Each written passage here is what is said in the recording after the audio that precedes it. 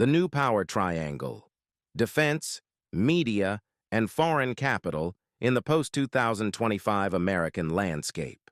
A systems-level investigative analysis. Over the past year, a series of developments in United States defense contracting, foreign investment, media ownership, and federal oversight have unfolded in ways that, while not necessarily coordinated, form a structural pattern with significant implications for governance and institutional accountability. Each event, considered independently, can be explained through conventional political or economic motives. Yet taken together, they suggest the emergence of a powerful, interconnected ecosystem spanning national security, private capital, information infrastructure, and foreign sovereign wealth. This exposé examines that landscape, drawing from public reporting, federal filings, and industry analyses, and identifies the systemic alignments that merit deeper scrutiny. 1. Foreign capital and United States strategic policy. The Saudi-United States realignment. In the year 2025, the United States advanced one of its most significant defense sales in recent memory, a proposal including up to 48 F-35 fighter jets for Saudi Arabia. The sale deepens United States-Saudi military integration and shifts regional dynamics across the Gulf, Israel, and Iran. Multiple reports indicate that Jared Kushner, whose private equity fund Affinity Partners is backed by billions from Saudi Arabia, Qatar, and the United Arab Emirates, has participated in broader regional diplomatic conversations. While there is no public evidence that Kushner engaged in procurement deliberations, the proximity of his financial relationship to United States policy affecting those same governments has raised concerns among ethics scholars about the appearance of overlapping incentives. Strategically, the agreement reinforces United States commitments to Gulf security. Industrially, it expands domestic demand for rare earth magnets, avionics components, and drone systems, elements foundational to modern defense production. 2. Domestic defense investments and the Trump family's business sphere. In parallel with these developments, several private companies connected to Donald Trump Jr. received major federal awards, prompting debate about the intersection of policy interests and private investment. 1. Vulcan Elements, the rare earth magnet loan. Vulcan Elements, a United States manufacturer specializing in rare earth magnets used in jets, drones, and sensors, received a $620 million loan from the Pentagon's Office of Strategic Capital, the largest loan in the office's history. The company plays a role in domestic F-35 supply chains, as each aircraft contains hundreds of pounds of rare earth materials. Shortly before the loan's approval, 1789 Capital, a fund where Trump Jr. is a partner, acquired an equity stake in Vulcan. Officials maintain that Trump Jr. had no involvement in the loan decision. Still, the timing and scale of the award have prompted scrutiny of how industrial policy and private finance can intersect in ways that generate perceived conflicts of interest. 2. Unusual Machines, drone motor procurement. Unusual Machines, a firm in which Trump Jr. holds an advisory position and financial stake, was awarded a United States Army contract to supply thousands of drone motors. The award aligns with a Pentagon strategy emphasizing attritable drone fleets, inexpensive systems designed to complement traditional aircraft.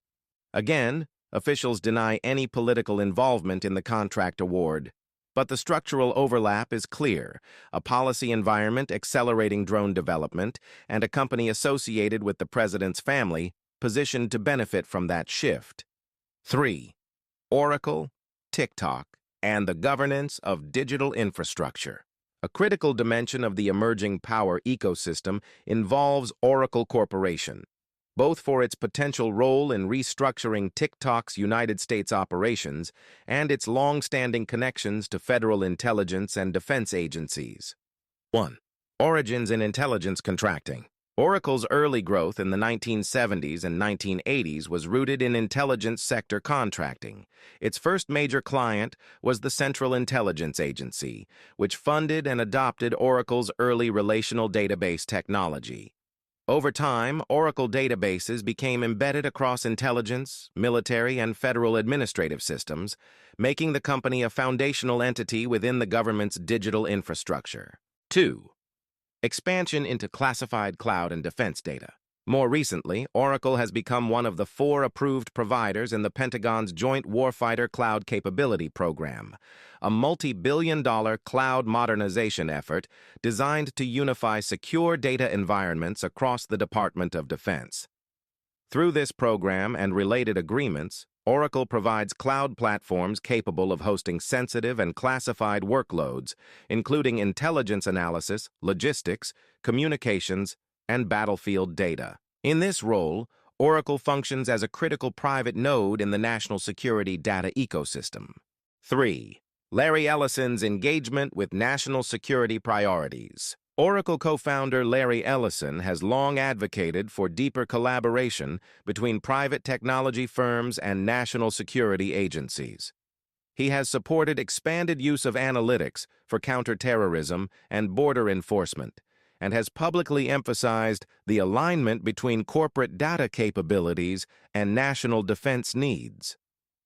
These positions have strengthened Oracle's presence in defense technology circles and positioned it to take on roles traditionally reserved for government-managed systems. 4.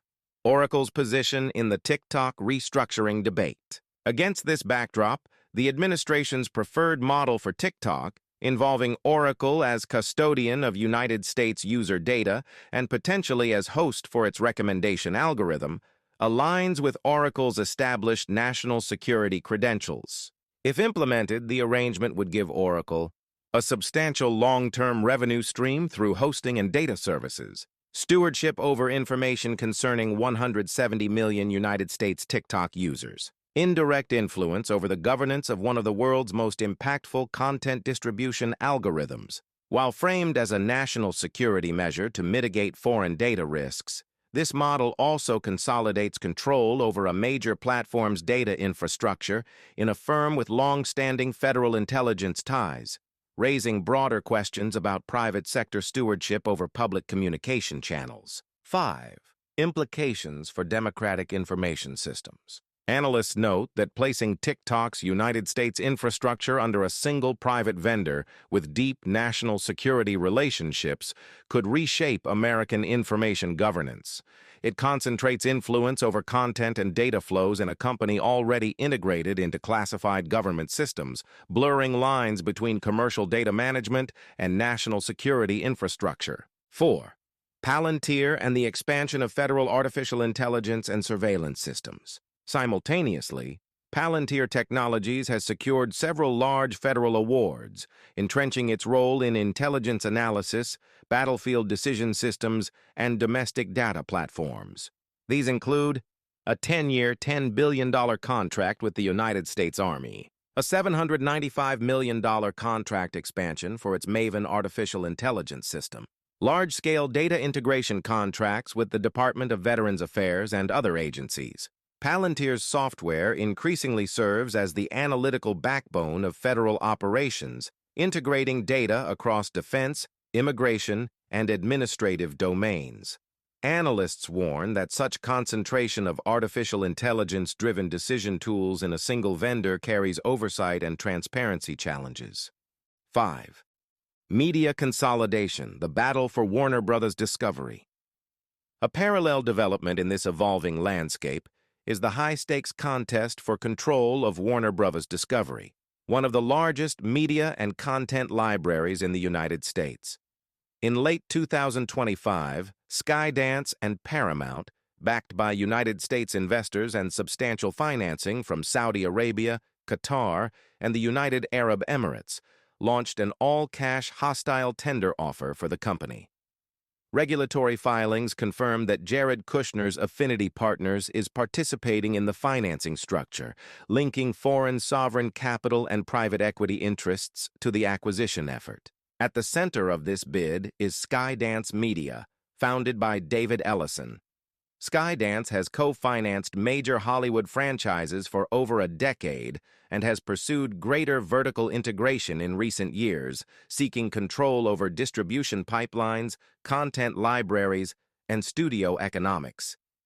Industry analysts widely acknowledge that David Ellison's expansion efforts have been supported by the substantial financial resources of his father, Larry Ellison, co-founder and chairman of Oracle Corporation. While Larry Ellison does not hold an operational role in Skydance, his backing has been instrumental in enabling the company to participate in multi-billion-dollar transactions.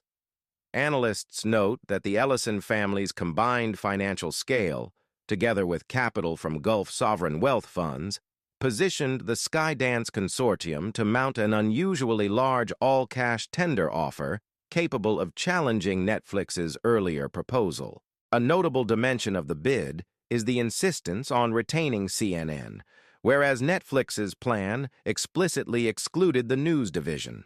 In media economics, news outlets often carry strategic influence that exceeds their financial returns.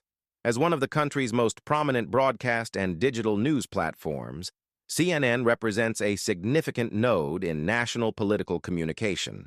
Observers suggest that its inclusion reflects an understanding of CNN's importance in shaping public narratives and agenda setting, distinguishing the Skydance Consortium's priorities from Netflix's purely entertainment-focused strategy. Although no evidence suggests political motives behind the acquisition, the combination of foreign sovereign wealth financing, private equity participation associated with Jared Kushner, the Ellison family's financial influence, has led media scholars and regulatory experts to call for heightened scrutiny. 6. A structural hypothesis. Convergence without coordination. Taken individually, these developments do not demonstrate coordination or wrongdoing, yet the systemic alignment between them suggests a structural convergence across 1. Foreign sovereign capital expanding into United States media and private equity. 2. Defense industrial policy generating opportunities benefiting politically connected firms. 3. Private technology companies gaining custodial control over critical information channels. 4. Federal artificial intelligence and cloud infrastructure consolidating in a few vendors. 5. Oversight institutions facing leadership strain and external pressure. This convergence does not require direct coordination. Rather, it reflects overlapping incentives that increase complexity and opacity. 7. Systemic risks and governance challenges. Governance experts identify several risks within this evolving ecosystem. Reduced transparency where public policy and private capital intersect, concentration of influence over digital information flows, foreign investment entering the governance of United States media, potential conflicts when political families hold stakes in policy-dependent industries, weakened guardrails when institutional oversight is under stress. These risks highlight how modern oversight frameworks may lag behind 21st-century power networks. 8. Institutional independence and the changing role of federal oversight. A crucial element shaping this landscape involves federal agencies traditionally charged with independent oversight. 1. Leadership changes and internal shifts. Recent years have seen turnover and political appointees in key institutions, including the Department of Justice, Federal Bureau of Investigation, and Department of Defense, shifting internal priorities. While presidential appointment authority is constitutionally granted, legal scholars note that rapid leadership changes can weaken buffers intended to preserve investigative independence. 2. Public signals toward regulatory agencies. President Trump has publicly stated that he expects to have a say in the Warner Bros. Discovery acquisition.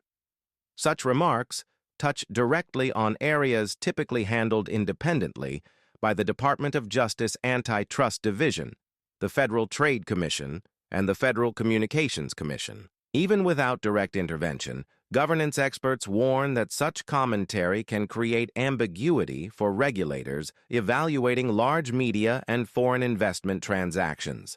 3. Oversight gaps in an evolving power structure. When oversight bodies experience leadership strain while private firms consolidate influence over defense production, media holdings, and national data systems, institutional capacity can diminish. This does not imply improper interference, but underscores a structural oversight challenge in a complex, rapidly shifting environment. Conclusion. The developments analyzed here, spanning defense supply chains, foreign sovereign wealth, media consolidation, national security cloud infrastructure, and shifting federal oversight, reveal a transforming architecture of power in the United States. It is an architecture shaped not by a singular design, but by converging incentives across influential sectors. Whether this evolving structure ultimately strengthens national resilience or undermines democratic accountability will depend on how effectively oversight systems adapt to a world where political power, private capital, foreign investment, and informational infrastructure increasingly operate within the same interconnected system.